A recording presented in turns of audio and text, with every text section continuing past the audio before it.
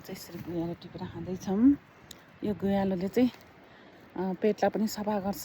पेट दुख्दाखेरि चाहिँ हामी खाँदाखेरि राम्रो गर्छ भनेर भन्छन्।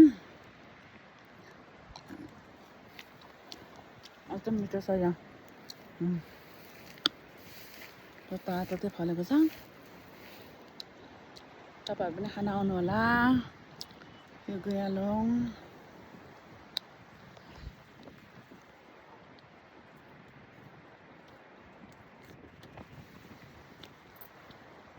यो चाहिँ खेतबारीमा पाउने फलफुल मध्येको एउटा हो। यो चाहिँ सिजनेबल हो, अहिले हो सिजन।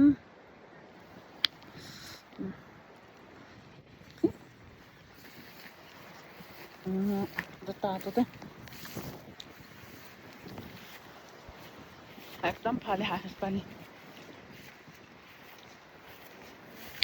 गुयालो धेरै फल्यो भने चाहिँ फापर पनि धेरै फल्छ भन्छ। यो चाहिँ फापर खेत हो, हाम्रो गाउँ चाहिँ त्यो हो। अन्त यहाँ नि यस्तरी फलेछ, यस्तरी स्याउ फलेछ। फापरको खेतभित्र चाहिँ यस्तरी स्याउ खेती गरिन्छ यहाँ। यो स्याउ खान चाहिँ अब भदौ महिनामा चाहिँ आउनु होला।